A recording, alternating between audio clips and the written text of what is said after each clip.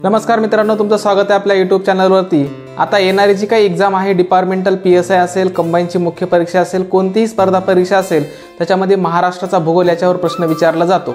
मग महाराष्ट्राच्या भूगोलवरती नेमका कन्फर्म 1 मार्क आपल्याला फिक्स करायचा, तो फिक्स म्हणजे कोणता मार्क आहे, महाराष्ट्राच्या भूगोलवर त्याचे स्थान असेल, विस्तार असेल, महाराष्ट्राचा पूर्णतः स्थान विस्तारावर आपल्याला एक प्रश्न विचारला जातो। मग तो एक प्रश्न पक्का कसा करायचा ते पहा, लक्षात घ्या। शॉर्ट ट्रिक्सनं सांगणार आहे की जिल्हा निर्मिती कशी झाली, जिल्ह्यांचा क्रम कसा आहे ते सुद्धा शॉर्ट ट्रिक्सनं सांगणार आहे। एकूण जिल्हे 36 आहेत, त्यांचे सुद्धा नावं सांगणार आहे।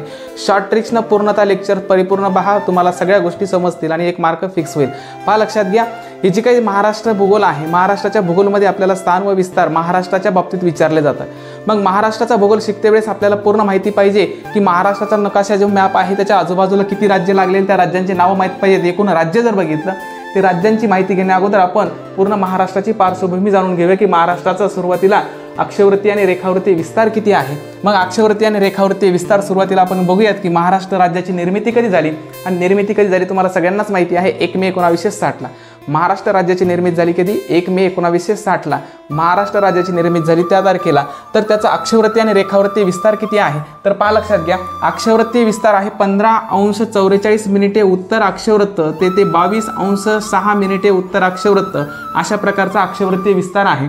आणि महाराष्ट्राचा रेखावृत्ती विस्तार 72°36' पूर्व रेखावृत्त ते 80°54' पूर्व रेखावृत्त, अशा प्रकारचा रेखावृत्ती विस्तार आहे। अक्षवृत्ती विस्तार म्हणजेच काय, पहा, लक्षात घ्या, अक्षवृत्ती विस्तार जर बघितलं, अशा प्रकारची ही खालची रेस आहे, इथे जर बघितलं हे 1544 आहे, किती आहे, 15°44' आणि वरची रेस आहे म्हणजे ह्या 2 रेषा ज्या आडव्या आहेत हे अक्षवृत्ती आहे, या 2 अक्षवृत्तांच्या दरम्यान महाराष्ट्र आहे। आणि हे जर बघितलं हे रेखावृत्त आहे, उभ्या रेषा म्हणजे कोणत्या, रेखावृत्त, म्हणजे या 2 रेखावृत्तांच्या दरम्यान महाराष्ट्र वसलेला आहे। मग हे अक्षवृत्ती विस्तार म्हणजे आडव्या रेषा असतात आणि रेखावृत्ती म्हणजे उभ्या रेषा, म्हणजे ही 72 आणि शेवटची किती आहे, 80। हा झाला महाराष्ट्राचा अक्षवृत्ती आणि रेखावृत्ती विस्तार।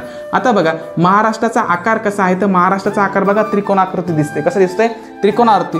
मग इथं जर बघितलं महाराष्ट्राची जी काही पूर्व पश्चिम लांबी आहे, ही महाराष्ट्राची पूर्व पश्चिम लांबी जर बघितली तर महाराष्ट्राची पूर्व पश्चिम लांबी आहे 800 किलोमीटर, किती आहे, 800 किलोमीटर। आणि महाराष्ट्राची दक्षिण उत्तर लांबी जर बघितलं तर 700 किलोमीटर आहे। काही जणांना गोंधळ होईल, 700 किलोमीटर आणि 720 मध्ये नेमकं काय आहे। महाराष्ट्राची उत्तर दक्षिण लांबी आहे 700 किलोमीटर, पण महाराष्ट्राला जो काही समुद्र किनारा लागलेला आहे तो समुद्र किनारा आहे 720 किलोमीटर, किती आहे, 720। मग तुम्ही म्हणताल समुद्र किनारा 720 आणि ही लांबी 700 कसं काय, तर बघा इकडची लांबी अशा प्रकारची मोजलेली आहे, म्हणजे ही रिया प्रकारचे आपली समुद्र किनारा लागलेला आहे महाराष्ट्राला। मग याची लांबी अशा प्रकारे मोजलेली असल्यामुळे याची लांबी जास्त आहे 720 किलोमीटर, ओके। आणि याची किती आहे, 700 किलोमीटर उत्तर दक्षिण लांबी। ही महाराष्ट्राची उत्तर दक्षिण लांबी आणि पूर्व पश्चिम लांबी आपल्याला विचारली जाते। कसा प्रश्न विचारला जाईल की महाराष्ट्राची पूर्व पश्चिम लांबी दक्षिण उत्तर लांबीपेक्षा कशी आहे, जास्त आहे, म्हणजे आपल्याला वाक्य देतील किंवा डायरेक्टली आकडे विचारतील। मग हे प्रकारे तुम्हाला माहिती असायला पाहिजे, पूर्व पश्चिम लांबी आणि उत्तर दक्षिण लांबी ही त्रिकोणाकृती प्रकारचे आपले महाराष्ट्राची आकृती दिसते, ओके। मग महाराष्ट्राच्या बाबतीत आपण जाणून घेतलं अक्षवृत्ती विस्तार आणि रेखावृत्ती विस्तार, याच्यावर प्रश्न विचारला जातो। मग महाराष्ट्राची निर्मिती झाली 1 मे 1960 ला। त्यावेळेस जर बघितलं जिल्ह्यांची संख्या होती 26, किती होती, 26। आज जर बघितलं तर जिल्ह्यांची संख्या झालेली आहे 36। आज संख्या किती झाली आहे, 36। म्हणजे महाराष्ट्र जेव्हा निर्माण झाला, महाराष्ट्र निर्माण झाला 1 मे 1960 ला। 1960 ला जर बघितलं त्यावेळेस 4 प्रशासकीय विभाग होते, किती होते, 4 प्रशासकीय विभाग होते आणि जिल्हे किती होते, 26 होते, किती होते, 26 जिल्हे। मग इथं जर बघितलं हे जिल्हे किती आहेत, 26, कधी, 1 मे 1960 ला।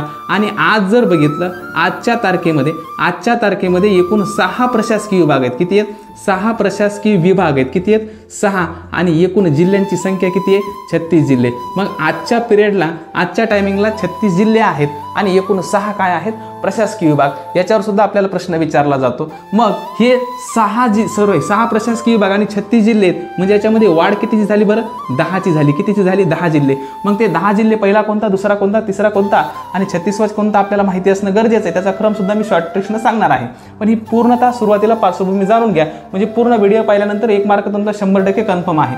मग महाराष्ट्र राज्याला कोणते कोणते राज्य लागून आहेत, गुजरात आहे, मध्य प्रदेश आहे, छत्तीसगड आहे, तेलंगणा आहे, कर्नाटक आहे आणि गोवा आहे. या राज्यांची तुम्हाला नाव माहिती असणं गरजेचं आहे की महाराष्ट्राला कोणत्या राज्यांची सीमा लागून आहे, या राज्यांना कोणत्या कोणत्या जिल्ह्यांची सीमा लागून आहे, किती जिल्ह्यांची सीमा लागून आहे ते पूर्ण आपण डिटेल्समध्ये बघणार आहोत. पण आपल्याला शॉर्टकटली 1 मार्क मिळवायचा ते माहिती असणं गरजेचं आहे. कशा प्रकारे पहा, लक्षात घ्या, काही गोष्टी लक्षात ठेवाव्या लागतील. गुजरातला 4 जिल्ह्यांच्या सीमा लागून आहेत. किती?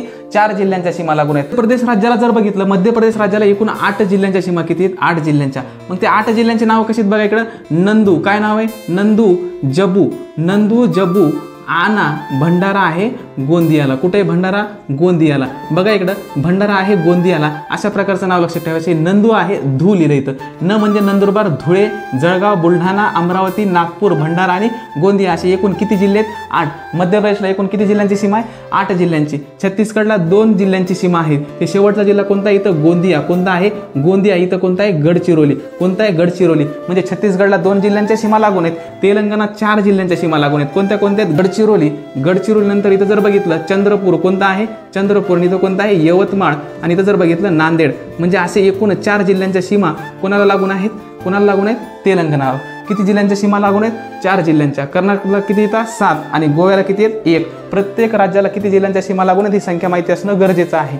1 मार्क कन्फर्म करायचं तर शॉर्टकटली शिकून घ्या. पहा, लक्षात घ्या, महाराष्ट्राची पूर्ण पार्श्वभूमी पाहिली, स्थान पाहिलं, विस्तार पाहिलं आणि कसल्या प्रकारचे जिल्हे कोणत्या राज्याला लागून आहेत, किती संख्या ही माहिती असणं गरजेचं आहे. आता मेन प्रश्न आहे की 1 मे 1960ला जर बघितलं 4 प्रशासकीय विभाग आणि 26 काय होते? जिल्हे होते. 26 काय होते? जिल्हे होते. मग आता वाढले किती? 10. किती वाढले? 10. वाढलेले 10 जिल्हे कोणते आहेत ते लक्षात ठेवण्यासाठी मी तुम्हाला नाव सांगितलं होतं. त्याच्या अगोदर जर कोणी बघितलं असेल लेक्चर तर शिवाजीला गमवा. बघा इकडं, शिवाजीला गमवा. कोणला गमवा? शिवाजीला गमवा, नाही गोपाळ. हे लक्षात ठेवा. सेंटेन्स पूर्ण जिल्हे तुम्हाला ट्रिक्सनुसार लक्षात राहतील. शिवाजीला गमवा, नाही गोपाळ. रवरून कोणता जिल्हा आहे का? नाही. शिवाजी नाव बनवायचे म्हणून व घेतलं, व फक्त कट करायचं. हे 2 अक्षर कट केले तर बघा, सी वरून सिंधुदुर्ग, जा वरून जालना, ला वरून लातूर, ग वरून गडचिरोली, म वरून मुंबई, वा वरून वाशिम, न वरून नंदुरबार, ही वरून हिंगोली, गो वरून गोंदिया आणि पालघर. असे एकूण हे नवीन 10 जिल्हे कशाने आहेत? क्रमाने आहेत. कशाने आहेत? क्रमाने. म्हणजे इथं जर बघितलं, हा सिंधुदुर्ग 27वा, हा 28वा, हा 29, 30, 31, 32, 33, 34, 35, 36 असे 36 जिल्ह्यांची नावं तुम्हाला लक्षात राहतील. जिल्हा निर्मितीचा क्रम आहे. ओके, शॉर्टकटली हा व्हिडिओ बनवला, पूर्णतः लेंदी व्हिडिओ घेतला नाही. म्हणजे तुम्हाला ह्या सर्व गोष्टी कळायला पाहिजेत की याच्यामध्ये नेमकं काय विचारलं. ठीक आहे, ह्या गोष्टीवरून तुम्हाला 100% 1 मार्क मिळतो म्हणजे मिळतोच. हे मेन महत्त्वाचं आहे. विस्तार, अक्षरवृत्ती विस्तार आणि रेखावृत्ती विस्तार आपल्याला माहिती असणं गरजेचं आहे.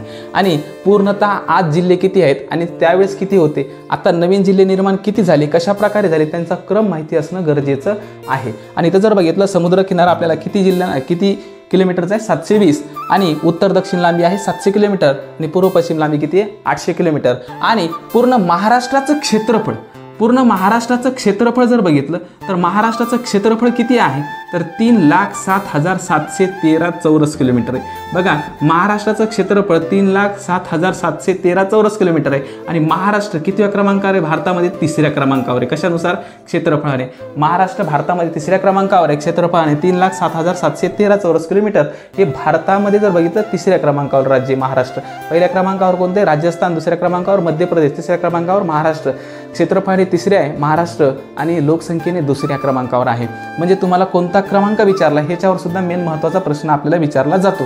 आणि ह्याच्यावर अजून काय प्रश्न विचारला जातो की महाराष्ट्रामध्ये जर बघितलं, आता सध्या महानगरपालिका 29 आहेत. 29वी कोणती? जर करंट अफेअर्सनुसार जर तुम्ही पाहिलं नसेल तर जालना जिल्ह्यामध्ये महानगरपालिका झालेली आहे. 28वी जर बघितली, 28वी तुम्ही ऐकली असेल इचलकरंजी. ओके, 28वी कोणती आहे? इचलकरंजी. 27वी कोणती आहे? पनवेल. म्हणजे आता सध्या 29 महानगरपालिका आपल्याला माहिती असणं गरजेचं आहे. नाहीतर पुस्तकामध्ये वास्तव्य 27-28 असतं. 29वी कोणती झाली? जालना झाली. 28वी कोणती आहे? इचलकरंजी. 27वी कोणती आहे? पनवेलची. म्हणजे ह्या क्रमांक तुम्हाला महानगरपालिकेचं सुद्धा माहिती असणं. महानगरपालिका एकूण किती सध्या? महानगरपालिका महाराष्ट्रामध्ये 29 आहेत. 29वी कोणती आहे? जालना आहे. क्षेत्रफळ किती आहे? 3,07,713 चौरस किलोमीटर. कितवा क्रमांक आहे? 3रा. कशाने? क्षेत्रफळाने. ओके, लोकसंख्येने किती आहे? 2रा. ह्या महाराष्ट्राच्या पूर्णतः भूगोलवरती जेवढं आता शिकवलं त्याच्यामध्ये 100% 1 मार्कावर आपल्याला प्रश्न विचारला जातो. मग ते स्थान असेल, विस्तार असेल, कशा प्रकारचा आहे, लांबी, रुंदी, प्लस आता सध्या जिल्हे किती आहेत आणि क्षेत्रफळ किती आहे, महानगरपालिका किती आहेत, तालुक्यांची संख्या विचारली तर 55 + 3 म्हणजे 358 अशा प्रकारचे तालुके आता सध्या महाराष्ट्रामध्ये आहेत. महाराष्ट्राची घनता विचारली तर 365 आहे. किती आहे? 365 घनता आहे महाराष्ट्राची 2011च्या जनगणनेनुसार. 2011च्या जनगणनेनुसार लोकसंख्या विचारली तर 11.24 कोटी एवढी आहे. लोकसंख्या विचारली, लोकसंख्येनं दुसरा क्रमांक आहे महाराष्ट्राचा. ओके. आणि घनता जर विचारली तर किती आहे? 365. ओके. घनता आपल्या महाराष्ट्राची 365 आहे. याच्यावर प्रश्न विचारला जातो. 100% तुम्ही एवढा पूर्ण व्हिडिओ बघितला असेल तर 1 मार्क तुमचा कन्फर्म होऊन जाईल. ठीक आहे. तर मग आपण इथं आज थांबूयात. पहा, लक्षात घ्या, पूर्ण डिटेल्समध्ये व्हिडिओ आहे ते नंतर पाहूयात. ठीक आहे. शॉर्टकटली व्हिडिओ तुम्हाला आवडला असेल तर शेअर करा इतरांना, आणि जर आवडलाच तर आपण नंतरचा दुसरा व्हिडिओ बनवूयात. ठीक आहे. थांबूयात मग.